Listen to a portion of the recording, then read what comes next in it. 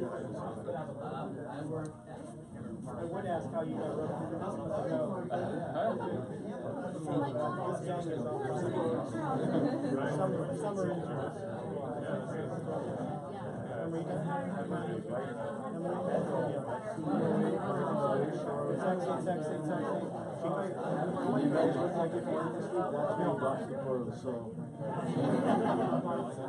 Exactly. Danielle and actually Danielle got to see your video. What is the video?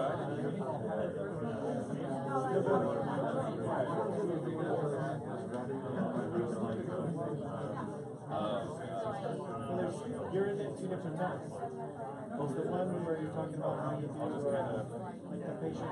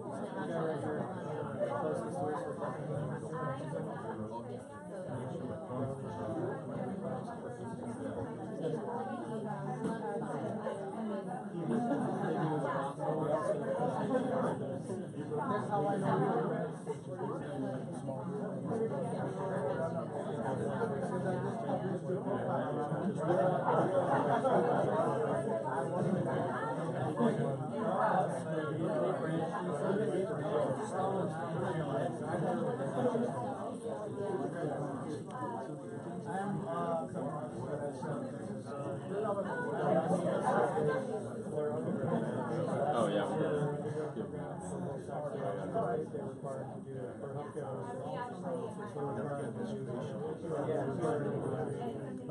This semester, like, two of them.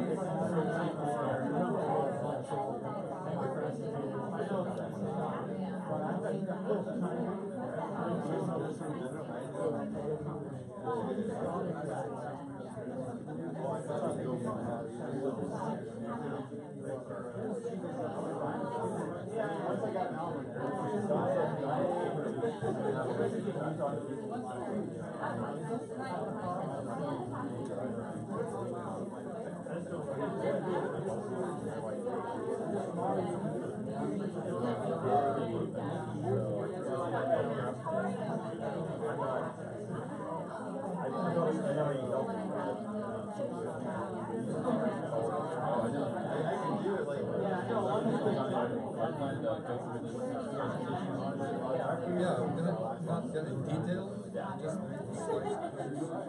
Yeah, go quickly, and then I'll have most of it for the discussion.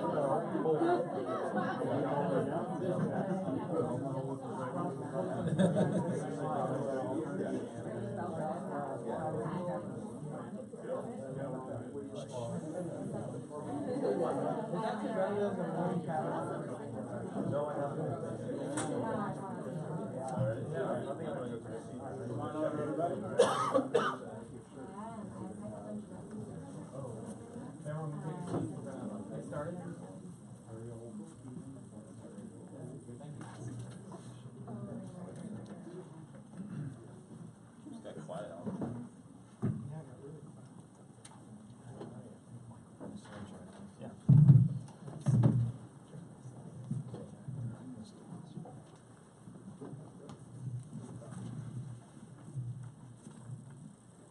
Super quiet. All right, well, nobody wants to sit in front, but the front is open. Thank you all for coming. My name is Eric Meyer. Recognize several of you in this room, but I know there's a lot of people that are, this is your first event, or CAHL event. Thank you to Dr. Sultani and Ken and Eric for hosting here. This is like a perfect room for this event, so very excited and honored to be here, so thank you. Myself and Ryan Peck, where's Ryan? Ryan's in the back. We are both part of the local chapter of ACHE, and it's called CAHL in our Northern California region. So if you see that logo up there, CAHL. If you're not a member or you're not familiar with CAHL, we put on these types of events. This is a face-to-face panel where we have executives up here and talking about different topics and answering questions. And it's really intended to be an engaging conversation, so really looking forward to our topic today about leading in a multi-generational organization. So we're honored to have the panelists and our moderator here this evening.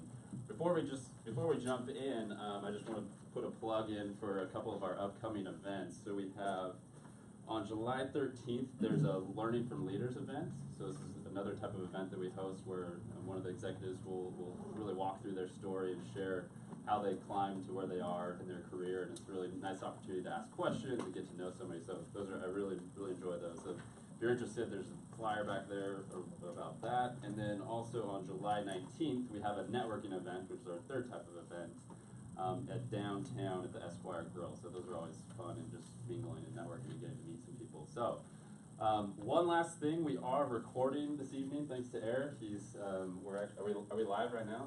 It's recording. Okay, so we're recording. Just wanted to throw that out there to be careful what you say. It's going to go up.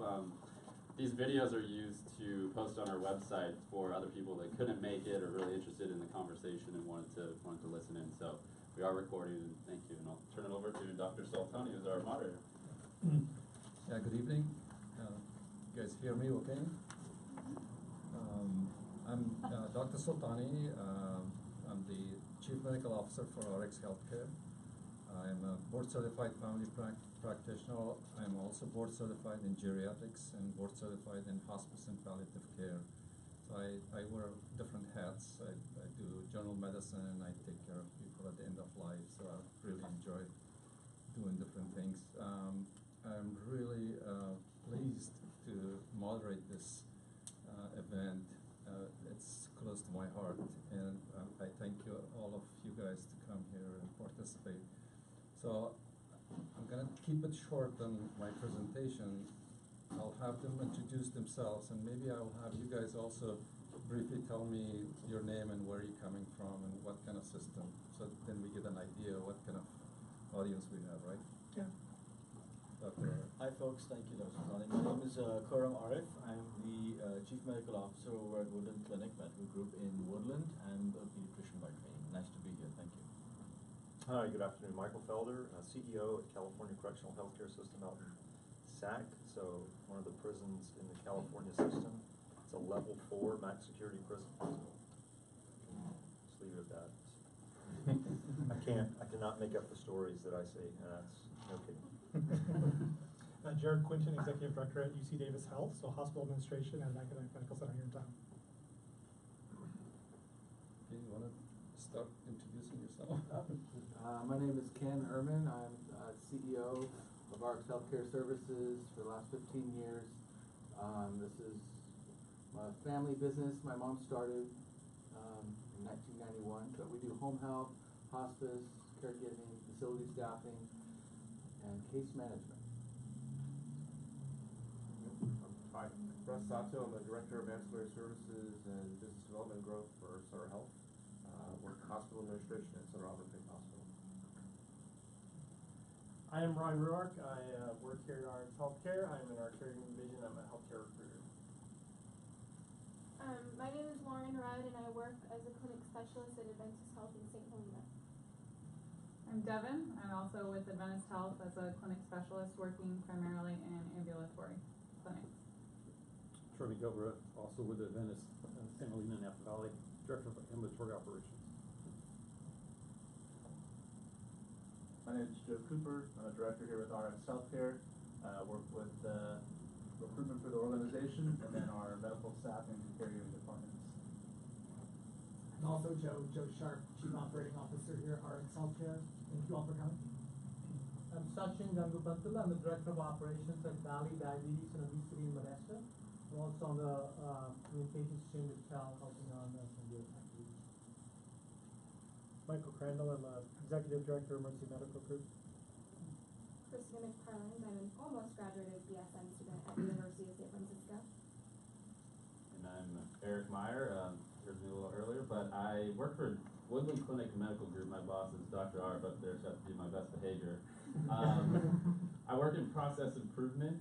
My official title is Manager of Provider Experience, so focused on physician and staff burnout, and that's been a really hot topic in healthcare. So if anybody's interested in burnout, I'd love to talk to you. Elsie Bignall, I work with Adventist Health at the Clinical Division, and I'm the Associate Data Analyst. Melanie Totai, working post-acute care. I'm a Director of Business Development. Hi everybody, I'm Connie and I'm currently a student intern and I work directly with Michael Crandall. Hi, I'm Danielle Gerline, and I'm also an intern with Michael Crandall over at UC. Ron Martin, Financial Analyst at UC Davis Health. Matthew Barnes, I'm a student at the University of Alabama at Birmingham, and I'm interning with Jared this summer at UC Davis Health. Hello, I'm Emerita Gosai, and I intern with Kimberly Sandoval at Dignity. Hi, I'm Emily Liu. I'm also a student intern right now at the Dignity Health under our Occupational Safety and Health Director, Kimberly Sandoval. I'm Ian Carson. I'm the project manager of the Complex Care and Behavioral Health Clinic in Aurora Community Health Center's Care Park. Ali Leha, I work with Michael Crandall at Dignity Health in Folsom. Ryan Peck, IT Manager at UC Davis Health and co-chair alongside Eric Meyer for CAHL. Great. We have very diverse and multi-generational healthcare providers here. So I'd like to start with the, introducing the subject and then go through some of the facts about multi-generational healthcare system and give you a brief view, and then we're going to jump into the questions, so make it more interactive. I'm not going to discuss the slides in detail, so I'm going to be probably quick. So as you all know, by the next decade, we're facing a big challenge in the healthcare system in America. It's not just because the population are growing older and sicker, they need more help.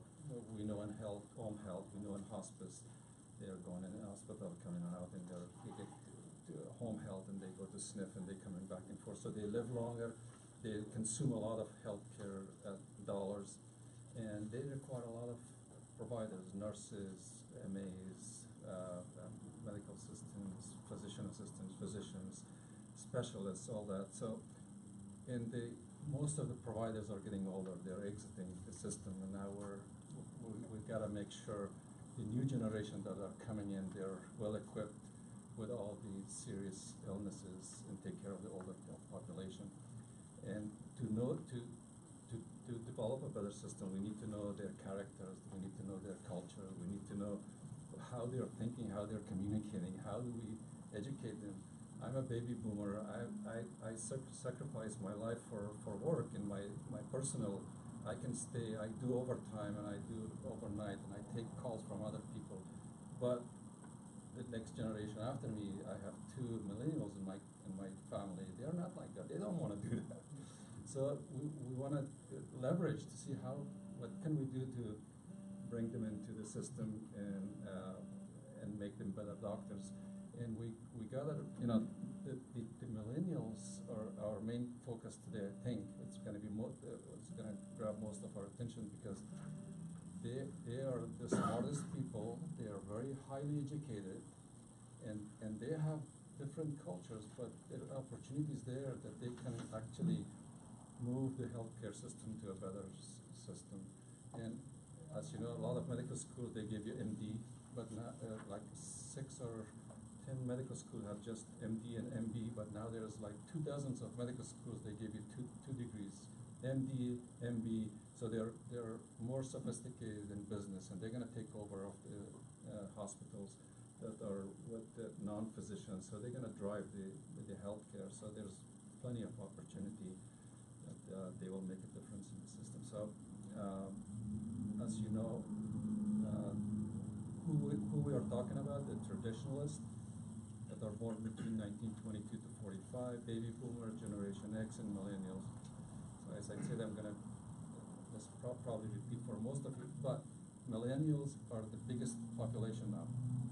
Baby boomers were big, but they are 88 million now. So they are the biggest workforce coming in. Baby boomers and traditionalists are exiting. So, as one of the smartest people hundreds of years ago said, people resemble their times more than they resemble their parents. So it depends on what year you're growing up. That shapes your personality and beliefs rather than your parents. So, we all know that when our kids go to college or to school, their friends and their environment shapes their life. And as I said, I want to be positive, and rather than talk about negative points about our millennials, Generation X or Generation Z, I think there's a lot of positive to talk about the new coming generation. And we can focus to build a good team for the future and to make them more productive. Team building, being more flexible, giving them different hours of flexibility, different types of communication. They need different types. They don't like emails and papers as I do. They like texting, and they like phone call right there, and they're networking. So the older generation, they communicate differently. So we cannot just use one type of communication with millennials. So those are the challenges. So to know this, the different generations, I think it's nice to know what are the characteristics, styles of each generation, how they dress. I mean, people, traditionalists, they're, necktie and dressed up really nicely. They're very formal, and then baby boomers are kind of semi-fine, formal. But millennial can come into the work very casual. They will, most of them, they may not use a tie, so we have to work with them. And it's just to, their attitude is the same. The way they talk are the same. And their culture, how they see their workplace. Is it they're seeing their workplace as a fair workplace, or they see them as stressful, ethical? So they think very differently from other generations. Yeah, so that's again characters. I would like to leave that for the panel discussion, because we're going to tackle some questions in each one. I would like to have each of the panelists have a chance to give their feedback and what they think about different generation and the workplace. So that's our challenge. As I said, the millennials are coming in and traditionals are exiting. So engaging each generation at their level is the key. And by establishing multiple methods of communication, as I said, review work hours, policies, and adjust flexibilities, get feedback from them, and rewards. How do they reward? You know, the older generation likes prestige and titles. Millennials are driven to be acknowledged all the time and for their achievements. But the newer generation, they like the rewards right then and right there, and they want something that is more for their life and lifestyle and work flexibility rather than prestige or position or a higher place. So, and creating a high-performance team from all these generations is the key for a successful organization. Whether you're working for an HMO or university system, prison system, or underserved area, you have to have a great working team that are drive for best care.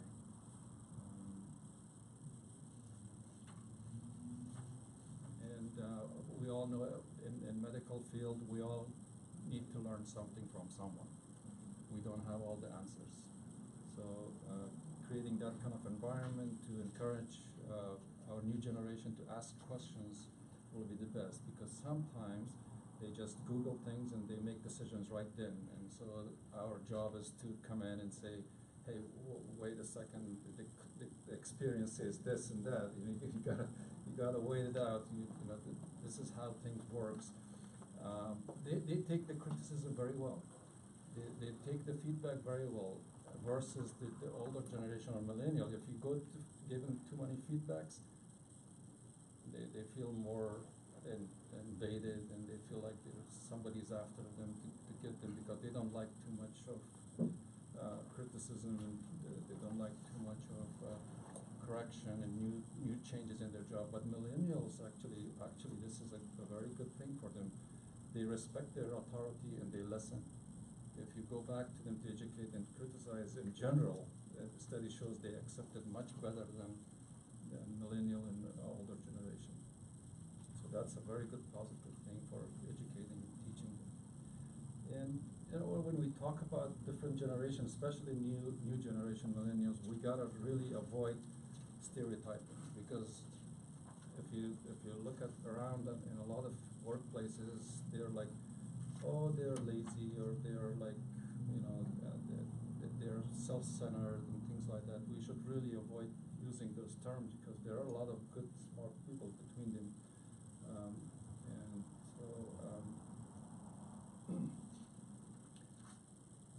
So that's why I took this very short. So we can jump into questions. And for each questions, I think we can have like 7-8 minutes. And then at the end, we will have enough time for you guys to ask questions as well. So we'll go to the first question. How do different generation attitude, values and beliefs, work ethics, and habits and expectation affect organizations? You want to start tackling that question? I can jump in. Go for it. And I will take all 7 minutes, so you guys are off the hook for this question. That's fair. No, I won't. Basically, my experiences with, we have an organization, 170 or so, providers, physicians, and advanced practice clinicians, as well as staff working together. And when you have so many different people across so many different generations, the one thing that I think becomes really important if you are trying to lead an organization like that, or be one of the leaders, is, as Dr. Sultani said, you have to try and speak to folks by in their language, and that might mean that with somebody who is a 35 or 40-year-old physician, you're comfortable texting them. And somebody who is 64 years old, they would rather see you in their office and talk to you for 2 minutes than be expected to read an email. So I think that level setting has to happen continuously. That was not 7 minutes. I'm glad you jumped in on this. Well, you're used to everything in the prison, so go for it. So I want to kind of put this under the rubric of kind of the environment I'm in and some of the past experiences I've been in. So I think that when I kind of look at this topic and totality, we're looking at this from a age-based diversity. And I work in a system where I have a very diverse workforce, and you know, this is another element, right? Age is another element within the diversity spectrum, and so that's kind of my view and perspective of it. And the management team that I've got, we've got 520 healthcare staff inside a prison serving 2,200 patients. So do the math. We get great access and great care. But our team is very diverse, not just from age base, from kind of what we're talking about here, but also from race, ethnicity, and that's just another element that I think you have to weigh. And then you have to figure out within that space, well, how do they communicate? The cultural communication styles are different. Well, is that more? Is that a greater emphasis than what we're talking about here tonight across the age spectrum? And sometimes it is. I think it all kind of comes into looking at kind of the whole workforce within that. One of the things that I looked at in some of the literature I read was, well, some people prefer the standard 8-hour day coming to the office. But who in here do you know? I mean, folks that work in an organization where they have flex hours. Our organization has flex hours. Does anybody else have that in your organization? Right? Where the people are going, I like to work from home some, or I'd like to do a split shift. And so I see that more with folks who are perhaps earlier in their career than later. And so I think that's one of the dynamics. And I was looking at your value statement over here in your backboard, and I take note of that. Yeah. Those values you'd probably find those same values in most any of the healthcare organizations that any of us work in, because a lot of those are the same values that our system also advertises as well. And they don't really change much. Values don't really change. Might have some values in some organizations that are different, but the value proposition, the values don't, those are pretty constant, which I think folks in our organization, at least in healthcare, I certainly put a lot of emphasis on. So, sure. Yeah, definitely. So to kind of play off that, our organization is quite large in this area, a little over 11,000 people here in the Sacramento campus. And we have such a diverse workforce, and that really allows us to, going back to the question, have different views and different groups and different thinks on how we do things. And so when we add in these layers, it's just kind of a natural progression that we can't do the same for everything. We have to kind of create different team environments, create different work flex environments, create different usages for technology or for team providers, non-providers, et cetera. We also have a very rigid kind of UC policy structure that kind of puts some of those safeguards in. And then we also have this academic kind of culture that also really looks at the research and clinical improvement kind of priorities and principles in a little different way that really kind of responds to, again, multiple different teams coming back from that multi-generational aspect, doing things differently with technology or with process or expectations of work-life balance. So it really does affect our organization and how do we get value to our patients or our community. And so if we don't act different, we're not going to get the results we want, and so we have to be flexible to that.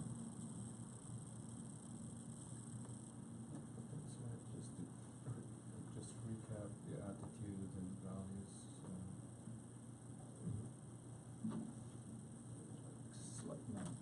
If folks have any questions, you can speak up. Ask your questions. You'll never get to talk. So these are us, everybody talk. Oh, go ahead. Sorry. It was me, Dr. Sultani. Go ahead.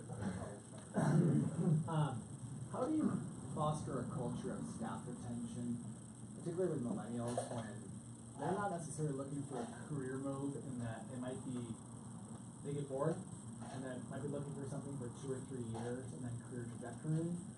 I don't know if any of you can speak to any successes around that, and how you plan for that. Oh, that's So many organizations here have like kind of learning academies or training programs where they cross-train. So our organization does have limited options for groups that sometimes helps with staff retention. We can cross-train individuals from different departments into different work functions, not so much on the clinical provider side, but on the non-clinical provider side. And so we often see that retention where people can grow into another position.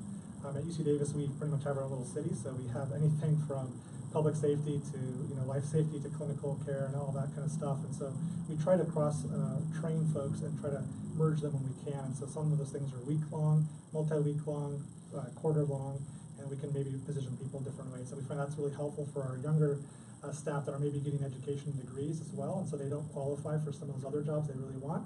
They get in the door somehow, and then we kind of work with them through that.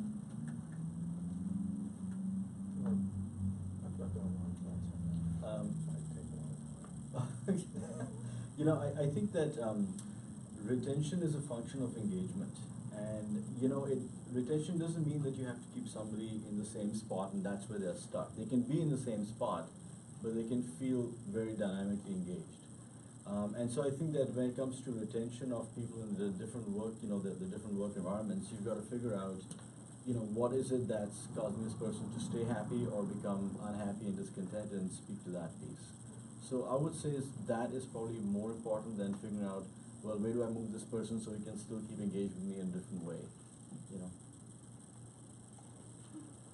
I think that question reminds me of what the country went through the 80s and the 90s, where you saw a lot of mergers, and part of that merger phenomenon, you could take the transportation industry back when they went through deregulation in the early 80s. A lot of mergers, and what happens when you merge? People have to find other jobs, and out of that also you saw where people would typically stay in a company 20, 30 years and retire, right? That loyalty went away, right? And that we saw that's happened over the past 30 years or so. So when you talk about retention, I think every organization faces their own challenges. The challenge that we face is probably a little unique in the sense that we're dealing with some pretty tough characters. And the individuals that come in and work there, we have a lot of clinical staff. And they really have to want to be there. They really do. It's a tough place to work. We've got nurses and docs and psychiatrists, psychologists who could easily go out into the private sector and probably make more. And they're not inside gray concrete structures. And so they have options. And really what Dr. mentioned here is engaging with staff, showing their appreciation, showing what, because they're the ones that make it happen. And it's a challenging environment, but our turnover, surprisingly, is not high. Our retention rate's high, and we don't have a lot of vacancies. So, but I think you have to appeal to the individual at a personal level. And I'm like, why are you in healthcare? Kind of, I do interviews with some senior nursing positions, and I typically can figure it out. Why did you become a nurse? And when I hear all those things that are good pay, good lifestyle, all that, that kind of jades me a little bit. Like, is that going to be the best nurse for that patient care delivery sometimes? So, I think it's a different for each organization, but I think for the country, for those of us that are, I guess I'm on the cusp of baby boomer, Gen Xer, I think is where I lie. But through the 80s, we saw a lot of that, and it still happens, right? So I think the country's created less loyalty, and people will move quicker these days.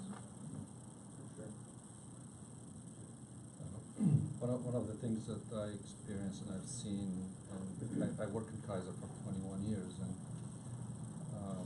I was a team lead for a long time. Different generation wants the feedback and different timing. Millennials and older generation, they want a lot of, they say, give me as a package so I can digest, and give me some time, I'll work on this or that. But millennials and newer generation, you need your feedback right then, right now, 5 minutes, ahead of time. If you wait too long, they will be very unhappy. So they like communication right away. One. Second, they need to buy into your system. You gotta have good role modeling for them, and explain their positive feedback right then, and reward them right away. And so if they buy into the system that why you're a doctor, why you're a nurse, that's what you're doing, and storytelling is extremely powerful. you know, such and such, that's such a great job. And now look at this, the patient was almost dead in ICU.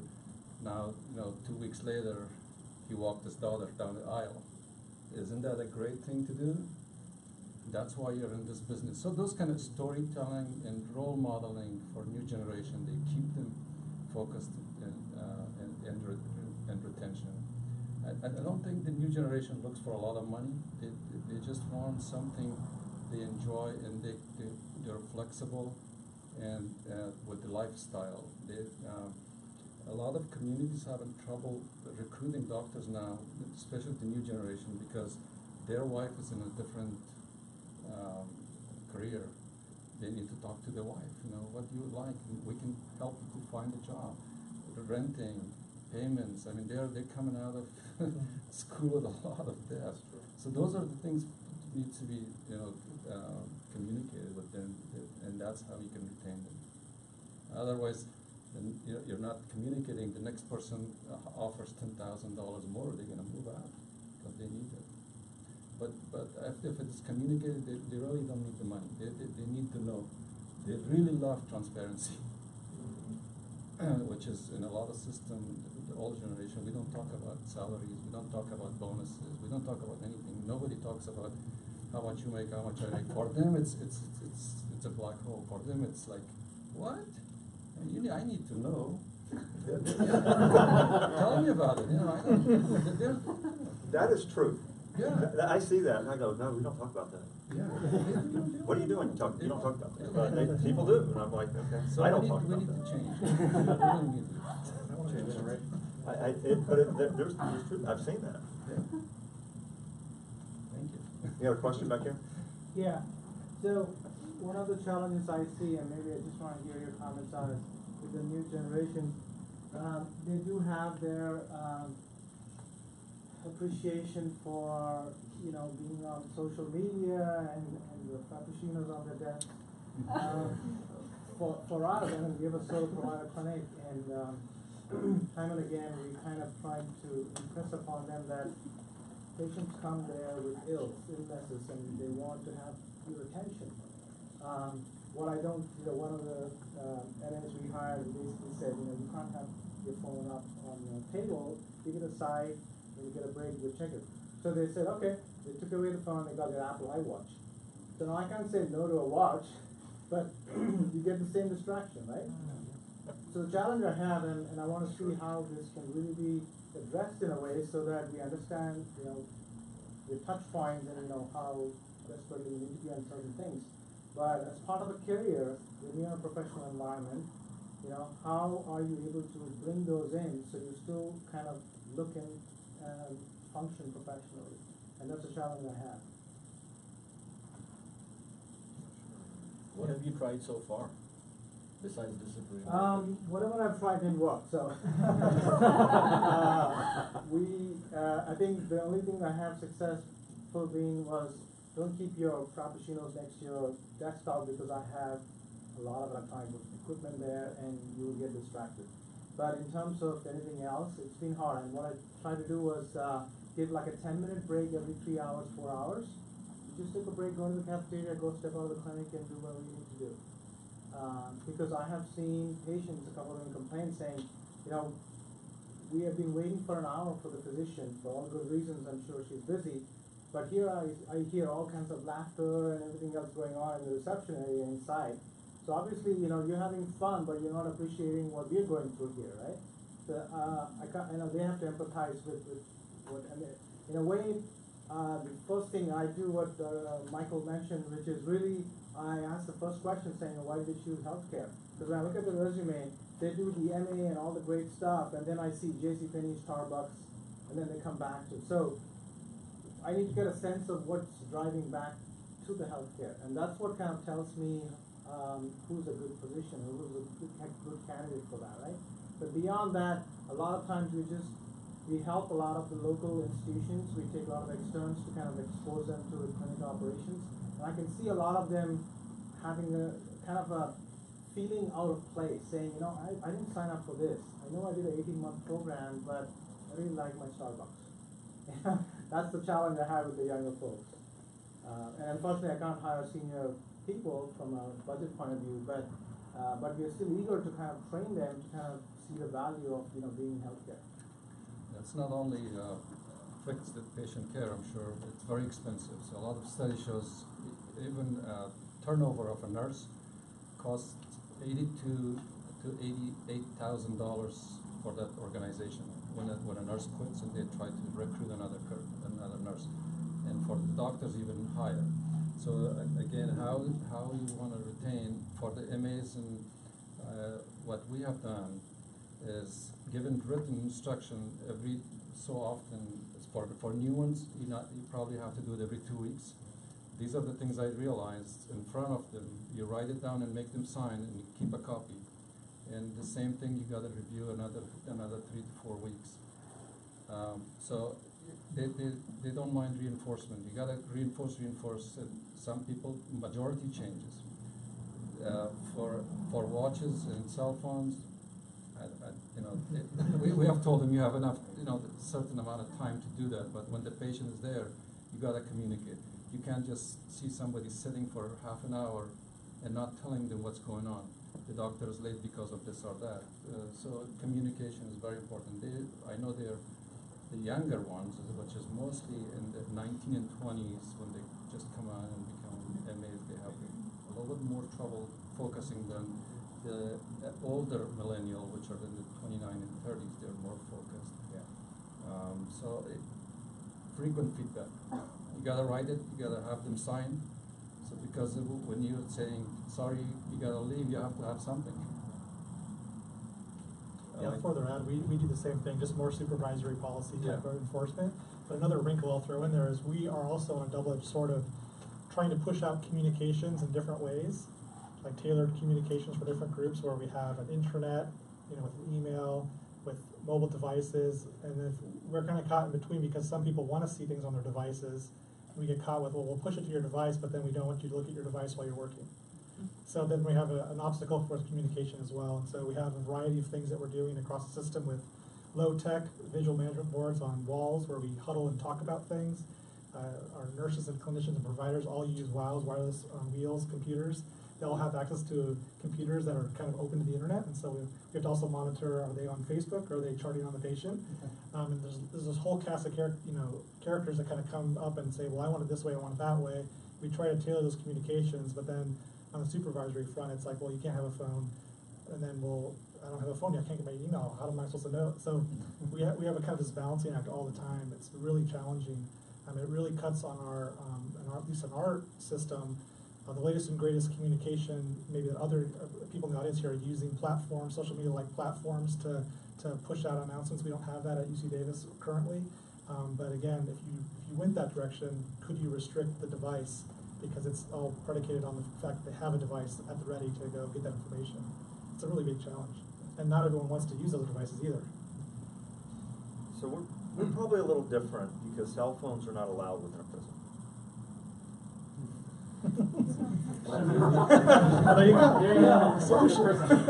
Except for a few people. I mean, there's just probably a handful of folks that get one, but the masses not. I don't think you can get a signal inside a prison. Yeah, you can. It's kind of hit and miss, but the challenge isn't really. I mean, it's a different challenge. I mean, there's okay. You take away that, right, and then there's some other challenge that comes up. And so, and it's not real convenient to go in and out of the prison. So going to get to something Starbucks isn't real convenient. So, but there's other challenges within that environment that might not be. And I think the biggest challenge I think that we've got is the social challenge. The budget for CDCR is public, and there's a social component of that. There's a lot of emotion that comes into that. We won't get into that here. I'm just saying that there's a lot of beliefs around how many dollars of your tax dollars go into that system, and that generates quite an emotional kind of discussion. And there's a lot of views on that. So when you kind of look at some of the challenges we've got, we don't have the cell phone challenge, not necessarily the Starbucks challenge. We got other challenges. We just now went live with electronic health record within the last year. So you're talking about a cultural change from paper-based system to a full electronic health record. It's a big change. Who's gone through an implementation for that? I know, Ryan, you just did that with another system. So, anybody gone through a full electronic health record implementation?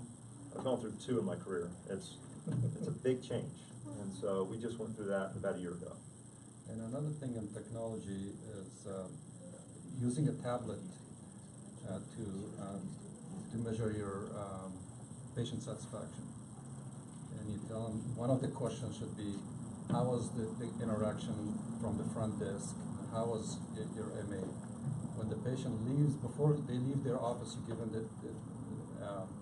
the tablet to complete a survey, 5 questions. So they know that you're evaluating them. And it's now done in a lot of systems, and it's very, very effective. And those tablets are very cheap, and the programs are really easy to make. I think one of the challenges is, which battle do you pick? Which battle do you really want to fight? Right. And is it easier to sort of diminish the importance of that phone or that distraction by, increasing or elevating the importance of that human interaction that you're having? And perhaps going back to that piece of, why are you in medicine in the first place, or why are you in this profession in the first place? I think that, the most important way of engaging people is through example. Supervision helps, but inspired leadership helps. And if the leadership actually happens not by people like suits like myself, but actually folks who are in those teams, if you have an MA lead, somebody can look up to, and that role modeling thing I think is incredibly important. And my friend, the Frappuccinos, what can I tell you about those? Just have one for yourself once in a while. You might have a better day. Caffeine might increase production. Yeah. Just remember, if you're like, Sadar actually is gonna send free tablets to all the physicians that are assigned to them to do the same thing. Not only to capture your patient satisfaction score, but it will be helpful for your staff as well. So you'll get a free one pretty soon. So for the interest of time, we can move on to the second question. Is that okay? Sure. All right. How do your policies on diversity set a tone for generation inclusion and sensitivity? Who wants to? I can jump in to start. We have the UC Davis Principles of Community and a whole variety of different University of California policies that are really focused on diversity and inclusion. And within that, there's different kind of sections. I think we talked about one earlier. I think Mike mentioned about workplace flexibility. We have things like that where we have in our policies work environments, work teams that are policy related, and then up to the local unit or the local director groups to kind of establish operational parameters around work hours, work environments in terms of flexing time, flexing on and off site, things like that. We don't really have things that are specifically around called out age groups like in the slides that we've watched out before. But again, going back to the different kinds of groups and teams, getting back to the high-performing team and really looking at our high-level outcomes, can we create the work environment, the work process, the work day to get what we need? And so there are some guidelines in terms of policies that are kind of pointed out, and then up to the local kind of groups to then figure out the operational aspects of that. And again, spelling out the different types of things.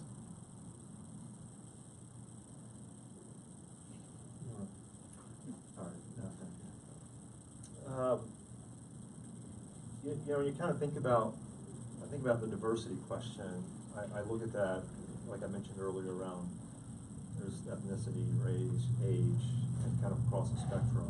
And part of that starts with your applicant pool. I mean, if you don't have a diverse applicant pool, your hiring is going to reflect what comes through to that. And so that's been a challenge within our environment. Our applicant pool and some of our segments within our workforce, we get a higher proportion. Our physician groups are primarily Indian and Persian. That's the applicant pool we get. So I can't really, unless the different applicant pool comes through, then I don't have an opportunity to hire outside of that. So I think of it from that perspective of kind of what's coming through. Each organization might attract a different type of person or a different individual. One of the things that we did in the last few years was revamp our hiring panels and made the panel itself more diverse, so that when we went through the selection process, we had a greater representation on the panel, as opposed to a panel of 2 people or 3 people that really was not representative of the entire organization. I think that's helped build in more a diverse selection through the decision-making process. So. Yeah, I think I'm going to echo that. I think that if your governing structures have diversity, then that tends to sort of lend itself towards having diversity in hiring. So I will echo that. Out of curiosity, does anyone have job descriptions or position descriptions that have embedded language related to diversity things or multi-generational aspects? So I saw that was coming up in some groups, but I don't think I've seen that lately. I was just curious if anyone here has even seen that or heard about that. Any questions about that or comments? Your experience? We'll jump into the third question. How do you leverage your organization's culture to influence and develop strong multi-generational relationships and improve interactions between the organization and the patient?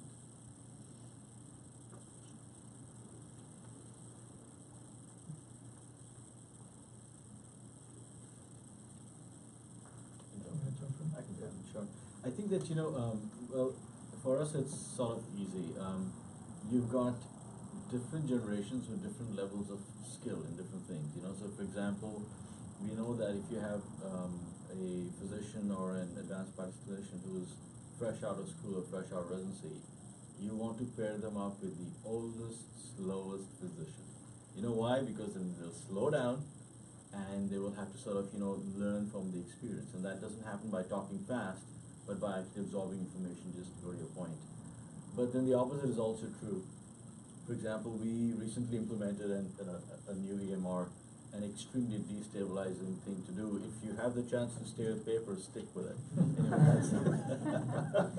Sorry, it's too late for you. Yes, it is. But I can certainly tell you that. Sorry. So I apologize to all the IT people.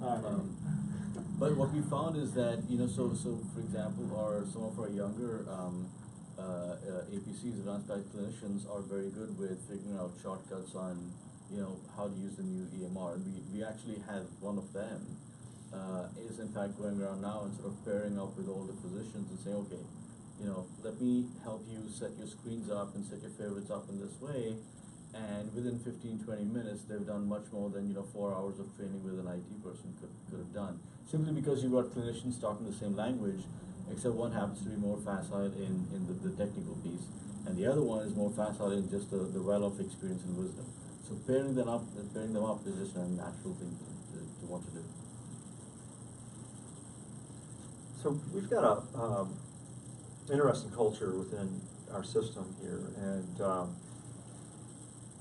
the Department of Corrections has been around for years, and I don't really know when they came to inception, many years, but the healthcare component is fairly new. Healthcare is fairly new within that setting, and so, the old model was lock them up though with a key, right? So, but in the last several years, that's changed because a lot of these, as we say, prisoner today, your neighbor tomorrow, and there's a lot of truth in that. A lot of these guys are getting out. A lot of different propositions have passed, which have changed the nature of how they can earn credits and how they can earn time off their sentence. Well, within that came a lot of changes in our culture of when you bring healthcare into an environment where some people who grew up in that lock them up only with a key, who may still kind of espouse those values, then that's disruptive and not necessarily everybody's embracing change. And so that's been one of the challenges the organization has gone through, is you bring in a healthcare organization and superimpose it within a correctional setting. And how that works can be kind of tough, because my patients, as I said, my patients don't just drive up, get out of the car, pay copay and come see the doc. It doesn't work like that. It's much different. And there's cultural components of that from how we used to actually manage that population versus how we're doing it now, which is completely different. And there's a lot of therapy that goes on. There's a lot of behavioral health therapies, a lot of medical treatment that goes on. And part of that brings about that cultural difference of we really challenge people's values and beliefs. And one of the things that we've done, at least at our prison I'm at, is, as I said, if you want to change the culture, then change how you do things. Because when you start doing things dramatically different, then people recognize that we're doing business differently, and we've done some things there that have really shaped on how we deliver care in that system, and it's pretty tough. And bringing folks along in that model, it can be a challenge sometimes. But I kind of looked at it and said, it's got to happen at the front lines, and it's got to be something that's different than what's happened, last year and the year before, to really bring about a cultural difference in that space. So that's some of the challenge. I could talk your ear off and give you examples, but we are dealing with kind of two different mindsets in that environment. You do have some folks who've been there 30 years that believe that. Lock them up though with the key. Then you've got the newbies like me that go, oh no, these guys need a lot of help. And they do. They really do. So we're also, big culture change improvement is kind of where we're trying to go as well. And a lot of this, kind of the root cause of a lot of our things are communications, improving engagement of the staff, and really making sure we have this continuous improvement model kind of in all things that we do. And so kind of going back to influencing on the organization of the patient, we really need to focus on that team dynamic, and it's really creating high performance teams across your organization, so that as we really restructure the management systems and measurement systems across our organization, we have those effective people working to the top of the license. And so we're really trying to look at, again, those high performing teams that really affect that relationship between our organization and the patient. And so we're going to need to continually improve on a variety of things, a lot of what we talked about earlier here, but really tailored communications, tailored reward programs, because I think at UC Davis, we don't do probably a good enough job about kind of that recognition factor. We have a lot of people really marching around to that academic mission, but we don't really talk about things on that day-to-day basis to keep people motivated or engaged in the way that we want them to be. And so trying to build those systems, those incentives, those communication channels, and then, as we talked earlier, people want feedback immediately versus some people that don't want the feedback, and they see that's controlling. So trying to find that balance so that our management systems and measurement systems are actually high-tuned to get to that goal of high interaction with the organization and the patient. I think while you're trying to change the culture of the work to accommodate different generation, but you also have to have your standards. There are things that cannot be compromised in healthcare. Standard is very high for patient care because patient comes first. Safety of the patient comes first. They need to know that. Then okay, we gotta develop some culture to bring everybody become coherent and as a team player. I remember from my medical school when we were doing surgery internship, and our professor stopped us. We were laughing and running around and stopped us. I said, how many steps were there when you came into the second floor of the hospital? We were laughing. What are you talking about? He says, you should pay that much attention when you come to the hospital taking care of people. You need to know how many steps from the entrance to the steps and how many steps to the second floor.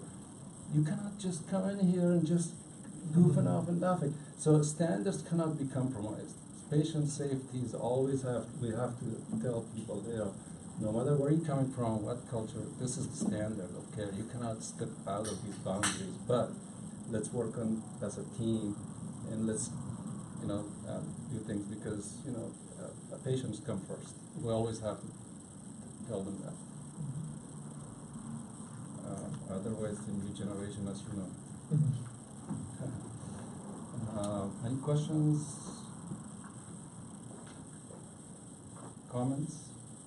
Can I ask a question too of the group maybe? How many people identify with that spectrum? Do you guys all identify with the grid that you're in or the time frame that you're in? That's also something we talk about often, that we're not in that self-identity of those groups, and really kind of some of those groups are more similar, but has that ever come up with you guys? Or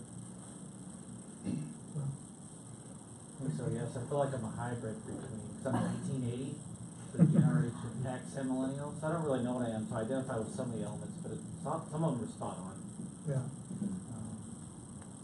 not We get a really lot, balanced and more I'd say from our ambitious. millennial group, we get a lot of that, I'm not this. And so we kind of have to balance that, okay, well, what are you? I'm blurred between the two. To that same point, how do you identify your culture? I mean, these are systems that have been around for a long time and they shift. And just like kind of identifying with a generation, how, you know, how does something like that become solidified and identified within your respective practices? Well, when I look at this, the first thing that comes to my mind is I think we all kind of float between some of these, but we have a predominant space we probably land in. I think if I went through this grid, I'd say I'd predominantly fall here, but from kind of a situational based thought process, and depending on the environment and the situation I'm in, I may not fall in the box every time, and I know I won't. So I think these are great guides. I think these are great to kind of frame out the thought. I don't know that we all fit in a box across this from, oh, I'm a baby boomer, and this is how I kind of think through everyone. I certainly think that I'm more of a situational based thought process of sizing up any situation or looking at it in that context. And I think most people kind of float from that space, and I engage with people is that like that too, thinking, you know, if I'm, you know, we don't have any World War II folks in my organization, but it might be somewhat more tailored to that individual than it is for their age. So if that makes sense, I don't know if that's answering your question. In terms of how that, you know, how like for a small organization, how do you, you know, create a culture or shift a culture or something like that, you know, or what, how that, you know, the term is identified, because I think you guys come from three totally separate entities and whatnot, but. We start with what's on the wall back there. What's your aim statement? What's your vision statement? What's your principles? And again, I think we said earlier, those kind of things, a lot of the values, I think all of us probably do have a very similar value set, but what do you do with it? And do you affirm that? And I think Dr. Sultani said a really nice thing too about zero harm. Like, you know, do you guys talk about that in the healthcare field? Our number one thing is zero harm, or do you talk about our number one thing is the bottom line, or do you talk about our number one thing is no harm events? I mean, that really sets the tone for what you're talking, what you're doing. So kind of step one is, do you have that wall, and then do you live that wall, and then how often do you engage your staff about that? Because that's what we're doing across the organization is like the Golden Gate Bridge, kind of as soon as you go through one end, you're back to the other end, you know, painting that. And so we have to make sure, do people live that every day if that's what we're striving for or not? And that's a really hard task, given that, you know, my organization is really large and we can't communicate to everyone on a daily basis, or we do through chain of command, and, you know, the telephone game that happens as you go up and down the organization. But I think that's a good starting place to make sure you have that mission. If you don't. I think that every generation has those values. They get there a different way. They might be looking at it a little differently, whether it's themselves-centered, the other person-centered, or their life goal-centered. But I think as a company, the best thing to do is to leverage all of it. To be able to leverage those qualities within people and allow them to use what they're best at to get to the end that you all want their own way. And when you respect that they might get there differently than you do, but if you're getting there and it's ethical, then empower them to do it that way. Like technology, we just embrace technology, and I leverage it for efficiency. And, you know, get an EMR, we give them all iPads, and we're paying them for performance. You know, they get paid by the visit. So if they want to sit around on Facebook, it's on their own time, but really they got to go do the visits, and so then, you know, their efficiency is on them. So, you know, and there's probably ways of putting that in different positions. I mean, you're going to measure outcomes, you're going to measure qualities. But how they get there, you're going to look at key performance indicators and make sure that there's a quality, that there's what the output is acceptable. But how they got to the output, they could do all kinds of different things. They could teamwork in a different method and break it down differently and create a different method. And it's like go for it and empower them to think outside the box, because it's outside your box, but it's in their box. Let them do it, and then you get better work satisfaction, and you get people who feel empowered and recognized and not forced into an older, different pattern of doing things. And I think you're going to have happier people that'll stick around longer. I think culture is a function of, first of all, culture is this amorphous thing that nobody can quite figure out what the heck it is. But it is the result of the interplay of the history of an organization, right? What the culture that came with, its baggage, so to speak, if you want to be negative about it, but certainly it's history. The environment in which that organization is operating, right? That it could be the cultural environment, the geographical environment, economical, and then the ingredients, the people who make that place up. The folks who sort of comprise the organization. So that interplay is what you call culture. The question that you asked was, how do you change culture? How do you set culture? That can be done in two ways. You can do it from top down. Here's our mission, vision. Our leaders, etc., have come up with this, and let's all hew to that. Or let's do something at the grassroots level. Let's sort of define our culture again. And I think that some organizations that are brave enough to do that, every 5-7 years, where they get folks together, representative folks, and they define culture, probably are the ones who sort of keep moving with the times. And then there are others that are just sort of stuck where they were perhaps 15-20 years ago. So it's a constant challenge, is sort of keeping the culture relevant to the present. So for my organization, I've only been with Adventist for about 7 months. It's my first experience with a faith-based system. And something that really impressed me when I started there was they start just about every meeting with connection to purpose. So more often than not, that connection to purpose is a prayer, because it is faith-based, but also to speak to culture. Often it is patient stories where a member of the team will express a patient story that this happened yesterday and this is the good we did for that patient. So that helps, again, get us back to the root of why we're here in healthcare. So it's been a really great learning experience in this organization. Yeah, I love hearing that. We aspire to do that. We try a lot of our meetings and huddles to talk about recognition or to talk about patient stories, but we don't really get that traction everywhere. Do a lot of other groups do that? I'm curious. No? We do not. Yeah, we just find it really, when we start doing it, we find a lot of people get more engaged. And so also connecting the patient story or the provider story, whether it be recognition, hey, thanks for doing this yesterday, hey, thanks for doing this today. It really helps us, instead of our annual Press Gang engagement survey or our, quarterly kind of committee meeting where we may say something kind of stale that happened 3 weeks ago. But it's hard to get everyone on board with that concept to do that routinely. Comment and a question. We talk about technology. We need to. The multi-generational workforce. The last hospital system I was at had a turnover of over 25% when we went live with Epic. Interestingly enough, as much as it was the training, it was the feeling that it was compromising patient care, rather than direct patient contact and time, versus contingent needing to get this done, charting behind the station. When you talk about technology and you look at the baby boomers and some of Generation X and where this industry is going, have any of your three systems put in practices around, is it training for it? I mean, really, because we're relying so much on technology, we're going to be really relying on millennials more. But at the same time, you want to be fair and balanced from a recruiting method standpoint. I don't know if you can kind of speak to that, if you've experienced any challenges with that from the different generations with technology and how you've gone about overcoming it.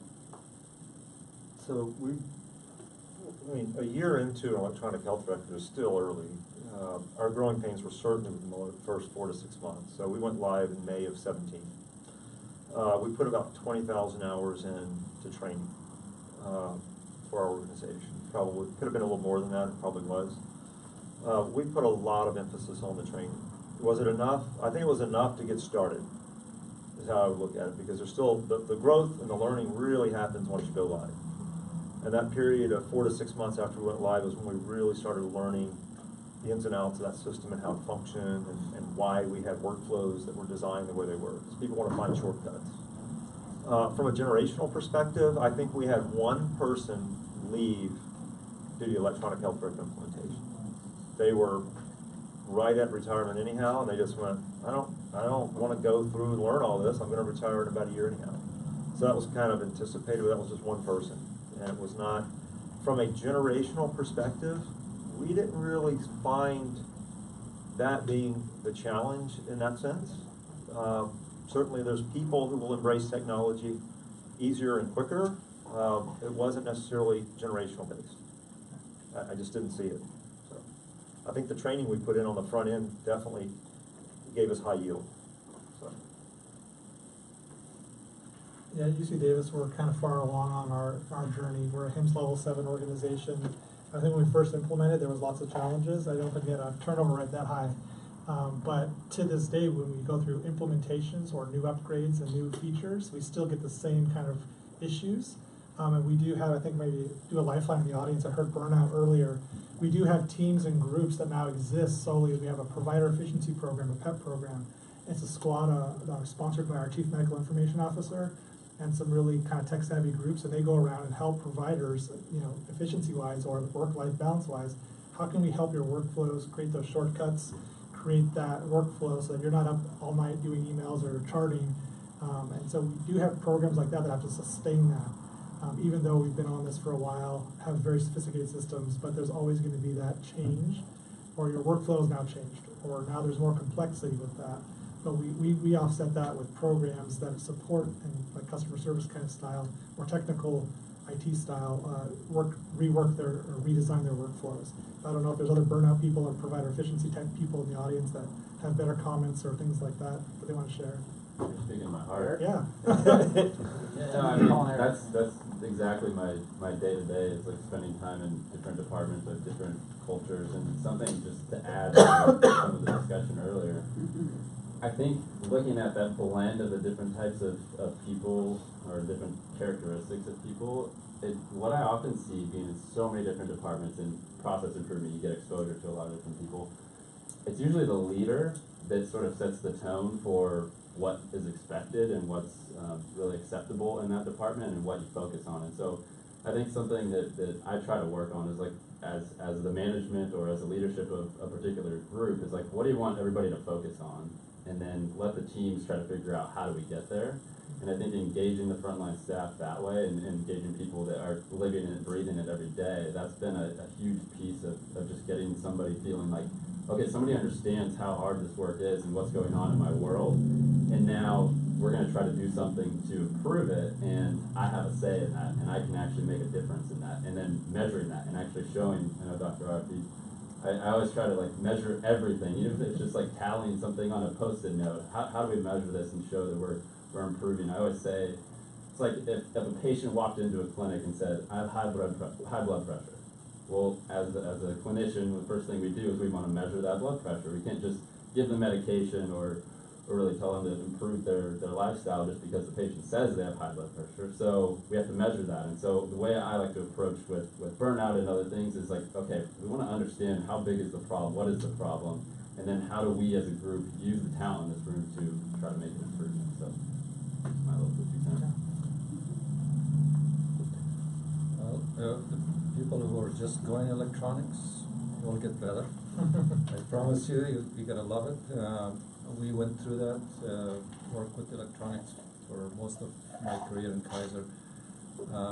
It has pros and cons, but I think the pros of electronic record is outweighs the cons, the pros.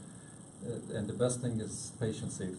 I think since Kaiser went, electronics, a lot of lives were saved just because of interactions, because of the better communication between two physicians. One person knows what the other one person is doing, but also it kind of standardizes your patient care. You get measured on all your qualities. You can't just treat something out of standard practice somebody, because the next time they go somebody else, they say, hey, what the heck were you doing?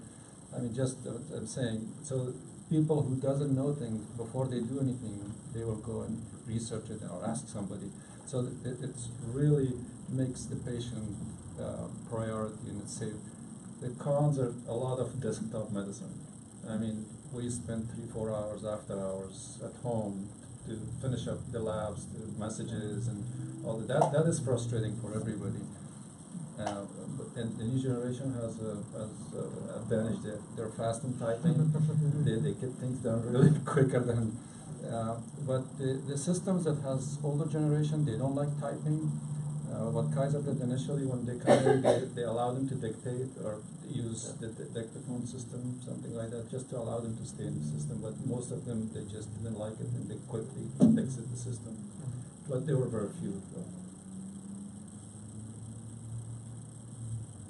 All right. Anything else? Still, we're doing good on time, right? Yeah.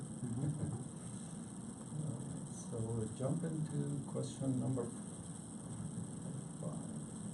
6. How does delayed retirement by senior employee affect your organization?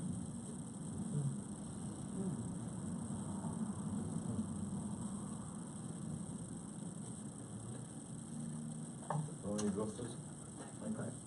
You got something burning, go for it. Well, I think the question's interesting because I think you can kind of look at that in both ways. Because there's a one school of thought says, well, gee, if they're delaying retirement, there's no upward mobility for folks, right?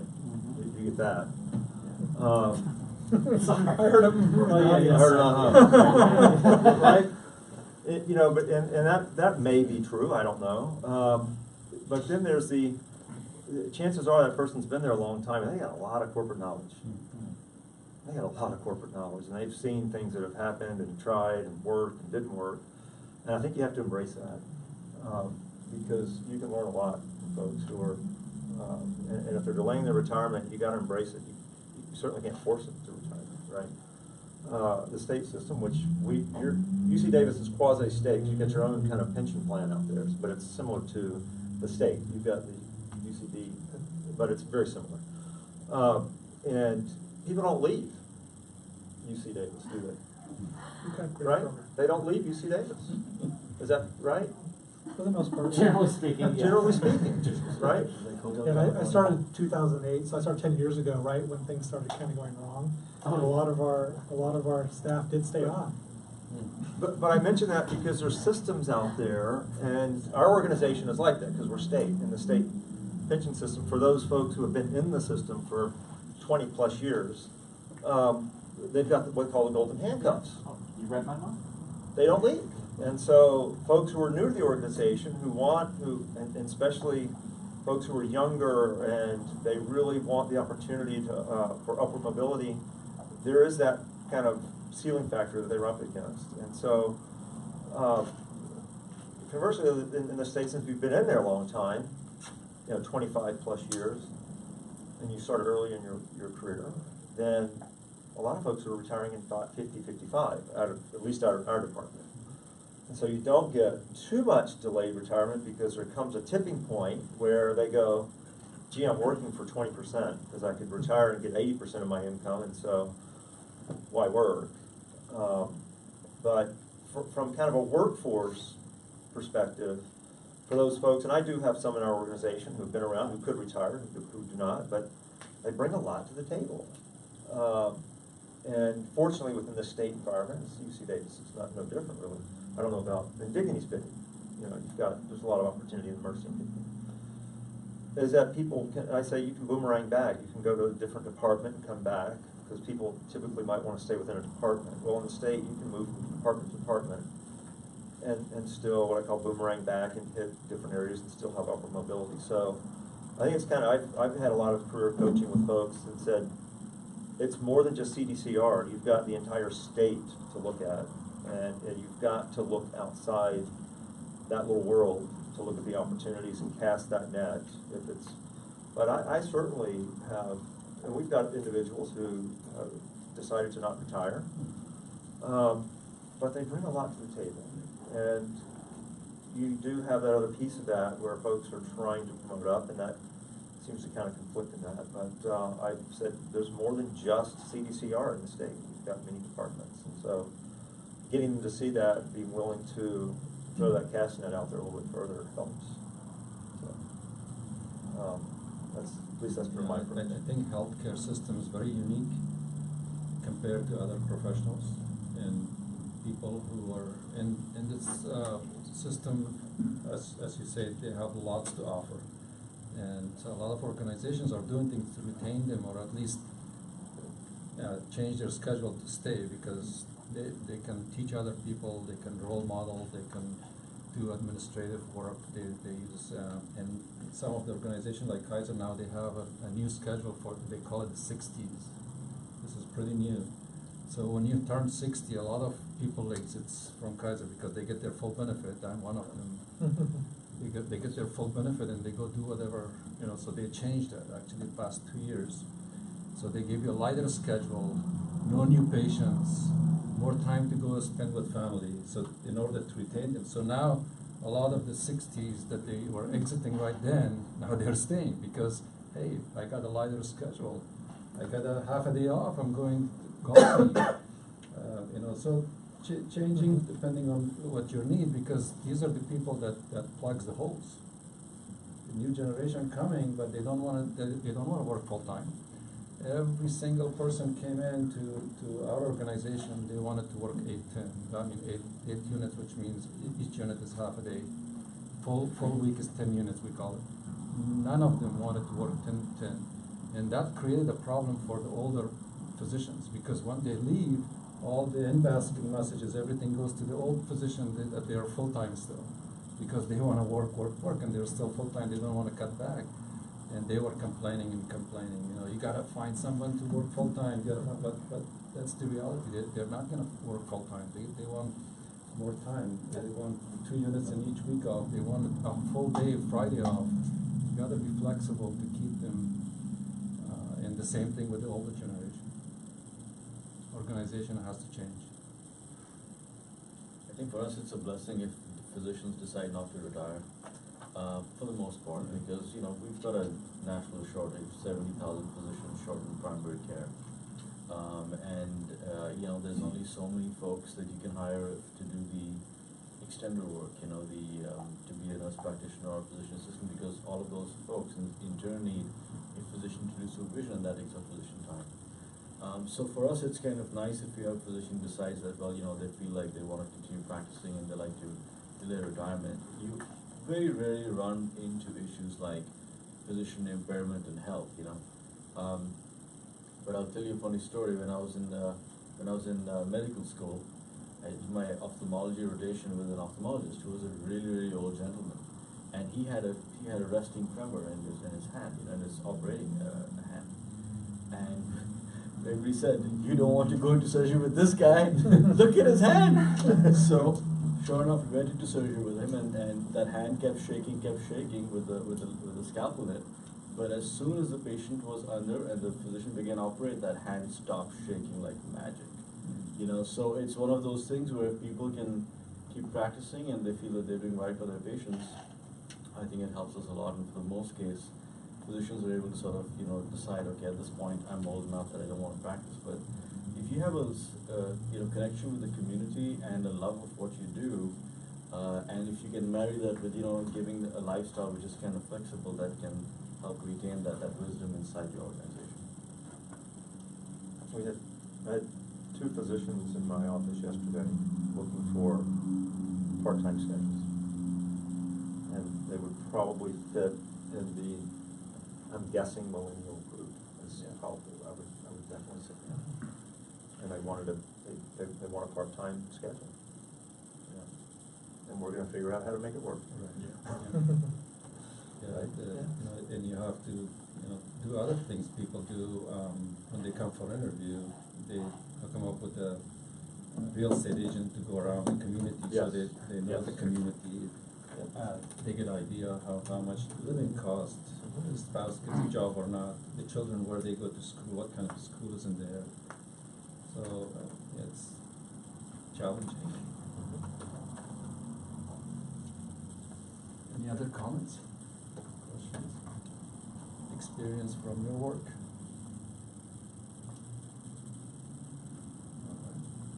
We go to the last question and then we'll open the discussion. In what ways do you incorporate multi-generational issues into continuing education and training?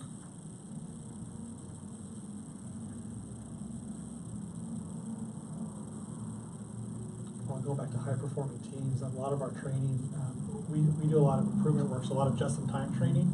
So I'm going to take that approach maybe. And so a lot of our groups, we can really learn from everyone else as we kind of talked about institutional knowledge or maybe new technology or new training that's come on the scene.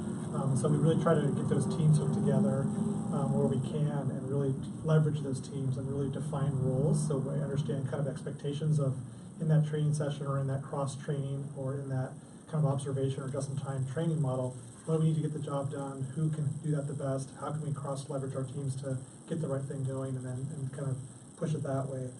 We don't really have kind of bylaws on that, but we have a lot of different training programs that do have a toolbox that we use, and a lot of that is, again, role-based around that kind of aspect, and it comes up with, again, tailored communication, tailored process improvement kind of elements of skill sets, working on top of your license, bringing in consultants when you need to, things like that.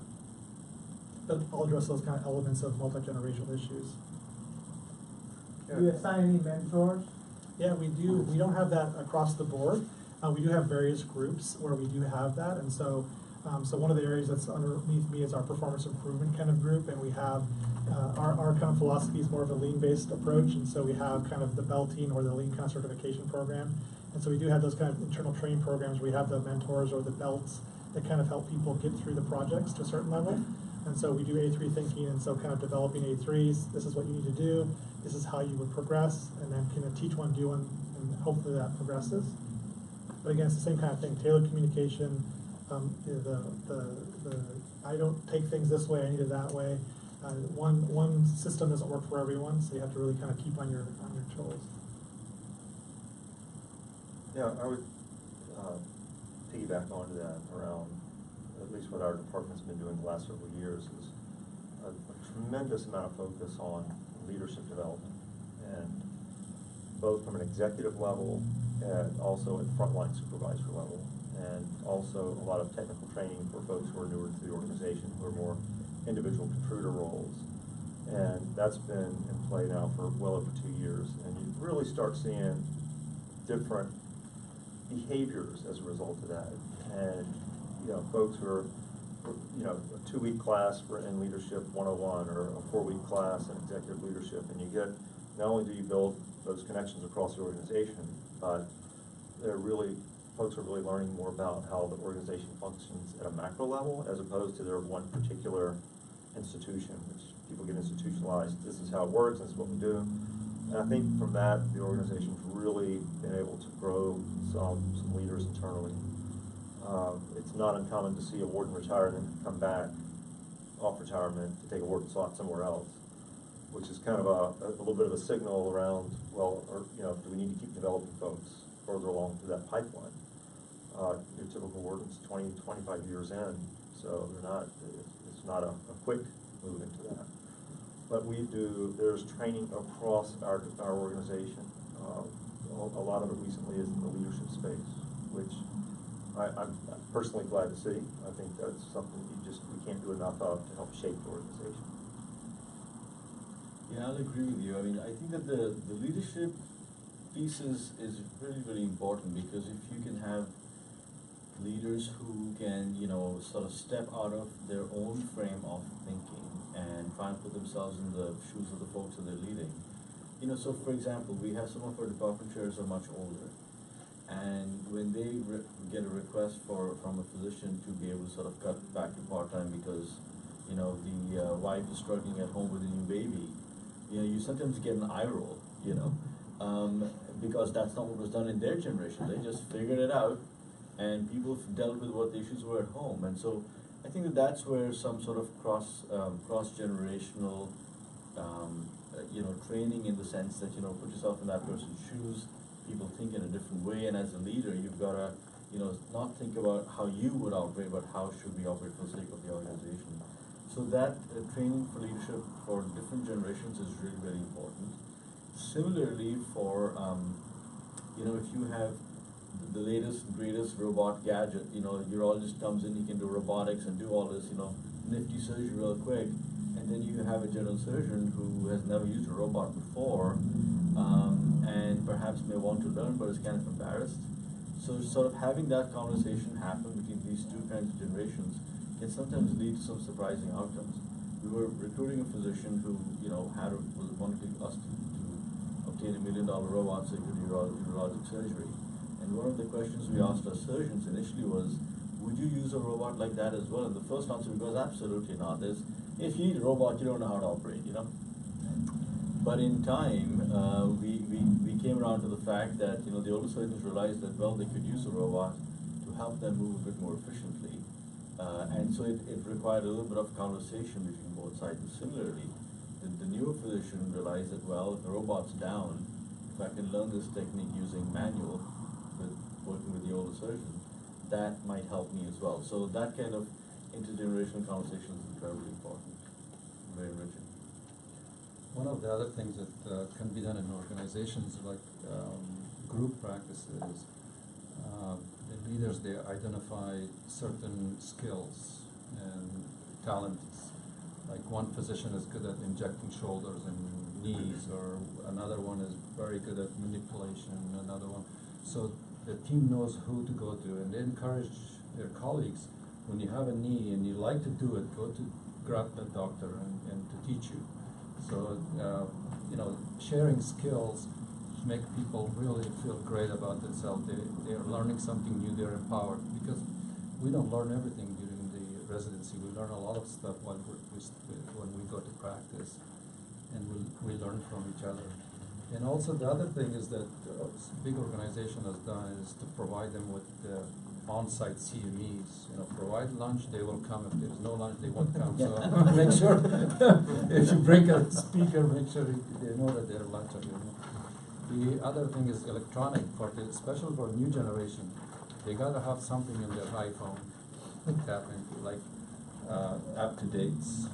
It's a lot of organizations like Mercy System, Kaiser. They all have organizational membership, and every physician has access. I have access on my laptop. I access on my iPhone. I don't open textbooks anymore. There is no time. I cannot carry textbook, but this is my textbook. I can find anything I like, and so I'm not as savvy as millennials are, but they are savvy. They like this kind of stuff. So that creating, that opportunity for them in providing that education material really helps organizations and patient care, which is the main thing. The more educated, the more skillful they are, the better care the kid and the better experience from patient. When patient sees that, he admits he doesn't know, he went and grab another doctor, and then I have 2 doctors is looking at me. They go, wow. You create a wow kind of experience, which is really good for your organization. I would really love to hear something from some of the audience around what your impression is of kind of the multi-generational workforce and what's out there in your organizations. If anybody wants to share, I know we've got folks from Adventist and UC Davis. I mean, what do you see? Anybody want to share what their experience is like? They can be frustrating experiences. Thought this was a positive moment.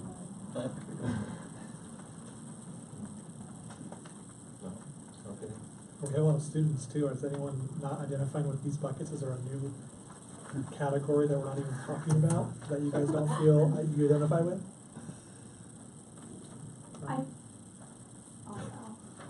I think what you guys touched on as far as generations is accurate-ish. I think that every situation it depends, like Michael was saying earlier.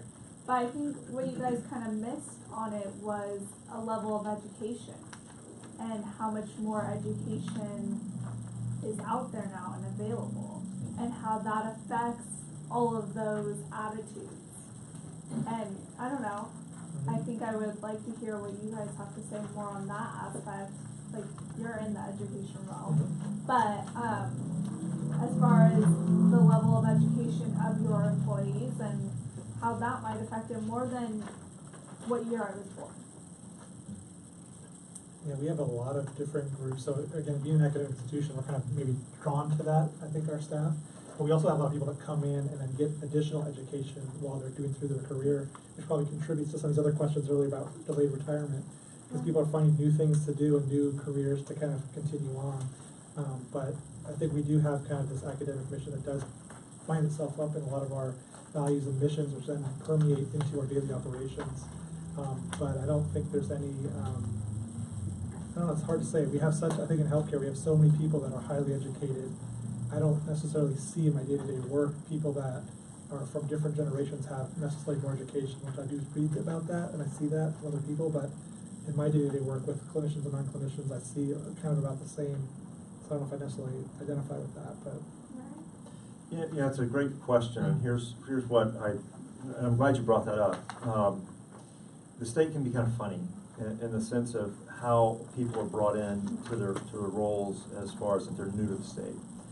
And there's folks that I work with that are more entry-level positions, and they have advanced degrees. And they're extremely talented.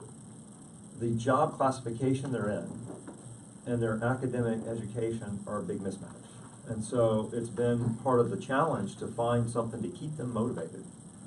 And there's a gentleman right now that works up in the area I'm working in, brilliant young guy, and the job class he's in is a complete mismatch from his talent. And I've chatted with him about different roles in the organization. He's looking at moving now to another, maybe to a system down south. And so I think that's a key point, which is it's not always a function of, kind of that age base, but some folks that at least I've seen in our organization, they're very well educated and highly talented. And the challenge has been, how do I keep them engaged? This gentleman right now is finishing up the Green Belt program. He's going to probably jump into a Black Belt program, and he's taking on some really good projects. So, good point. Yes? Well, to follow up on that, and first of all, we don't all drink frappuccinos. Oh Lord. Sometimes some mocha, I don't know. But we are, for the people that are in the lower end of the millennial generations, from 1981 to the gray area of 97 and 2000, where it supposedly ends. My group, so mid-20s, we grew up as children of the recession.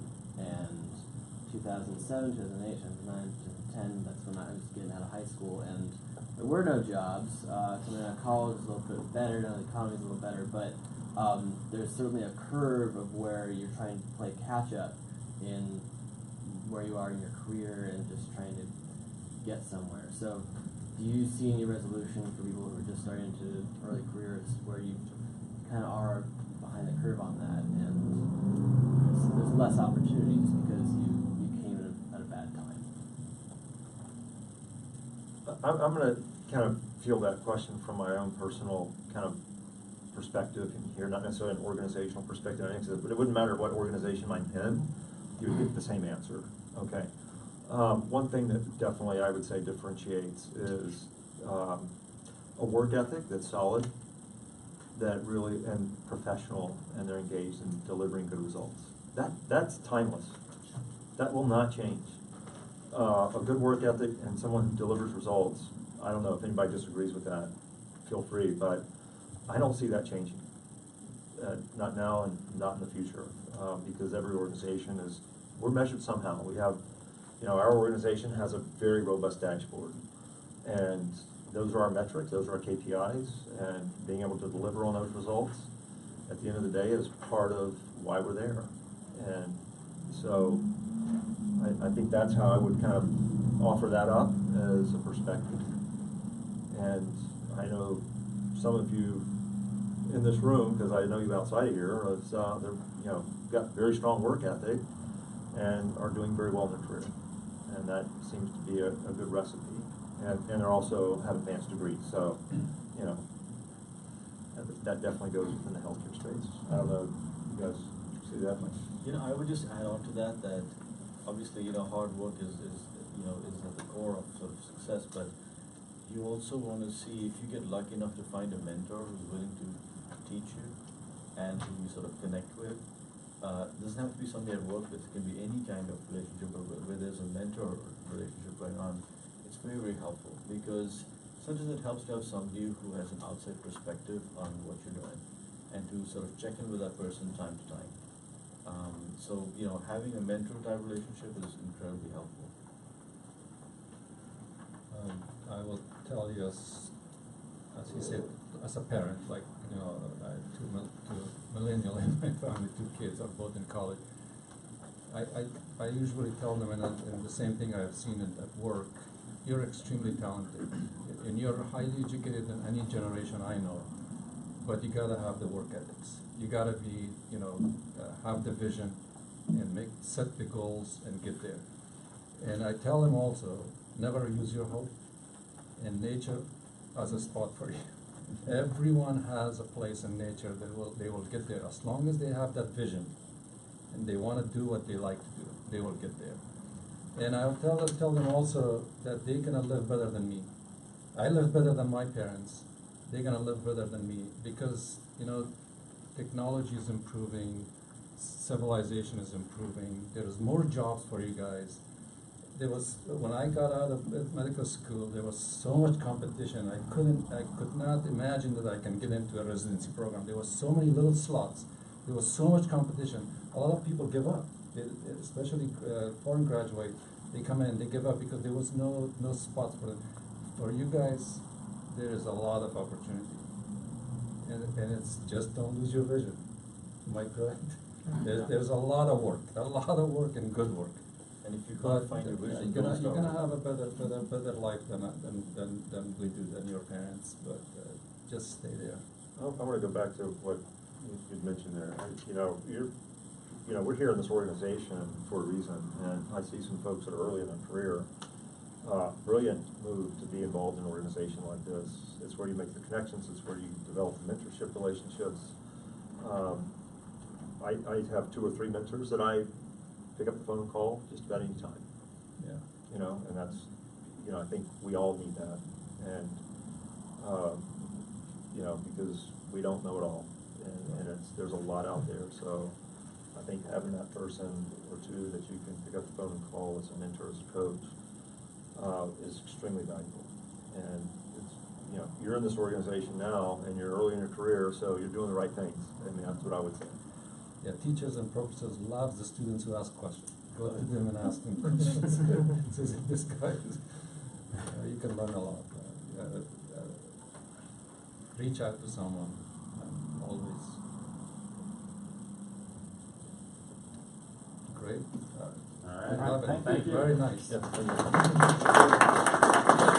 had to be that guy and talk about the evaluation, so if you took a little time to fill that out, we greatly appreciate it. But thank you, panel. Fantastic discussion. I hope everybody enjoyed it, and have a great rest of the evening. It's late on Thursday, so help yourself to some appetizers. Plenty of food. Thank you.